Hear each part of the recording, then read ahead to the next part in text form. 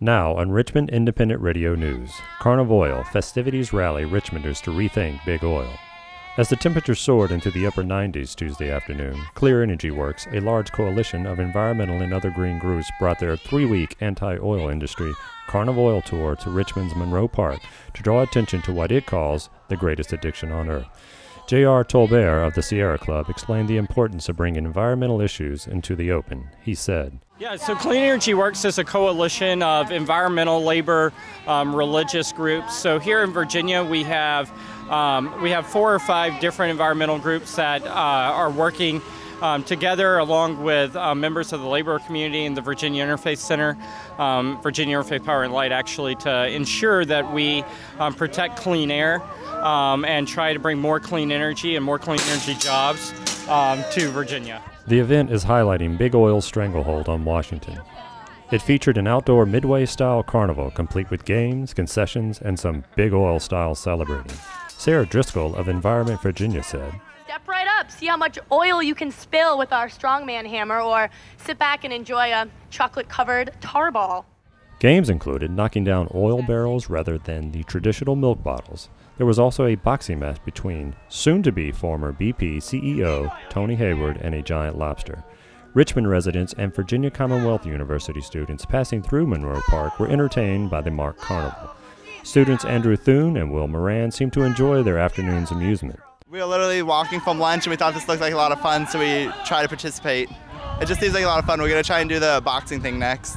When asked about the extreme production put on for such a cause, the students said, I think that a bizarre way of doing it is probably the best way. It gets people to notice things that they probably didn't notice before.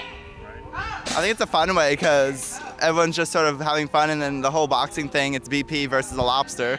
Kimberly Ballinger, a volunteer for the coalition, was enthusiastic about getting the message out in a unique way. She said, "You can stand on the street as long as you want, kind of hand out flyers in small print, and people don't always look at it. So I think when you see something this big, you kind of think, why are they here? Why are they doing this?"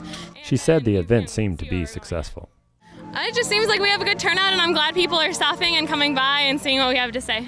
The campaign is designed to spur public resentment of the oil industry's influence in politics. The initial show, Carnivoil, was staged one July morning at Washington's Union Station, the metro stop for many congressional staff.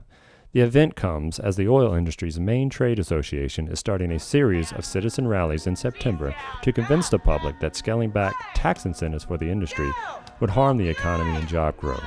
J.R. Tolbert of the Sierra Club has received a growing support among the citizens, but not so much from Virginia senators. He said, Unfortunately, our elected officials are not listening as much to the people who put them in office as they are writing the people who write the checks to keep them in office, so to speak. So we have some serious concerns over the direction that Senators Webb and Senators Warner have taken in their failure to bring clean energy legislation to the floor this year in the Senate.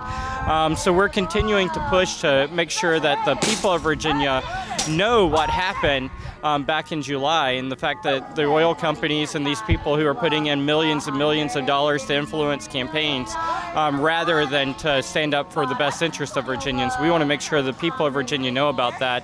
And when they hear that message, they tend to come around and they tend to say, you know what, we do need to take action. Oil companies have way too much influence and way too much power in the halls of Congress, and somebody needs to stand up and let people know about it. So that's what we're here for. At 12 o'clock, a news conference was held at the Carnivoil. Sarah Driscoll of Environment Virginia clarified the point of the event.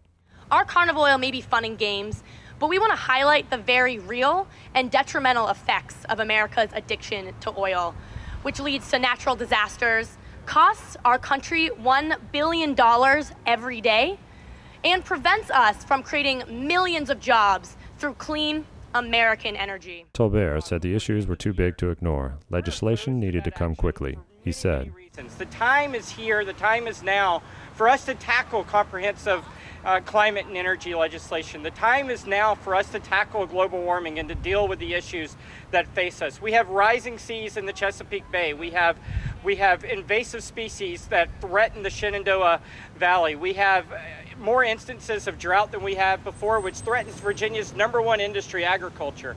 The time is now for us to take action. He was not shy about his position with Virginia senators. The choice is clear.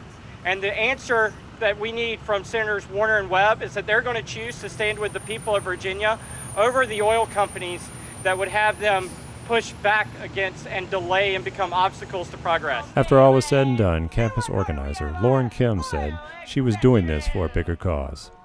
I just really care about the issues. I really care about the environment and making sure that it's clean and safe for future generations.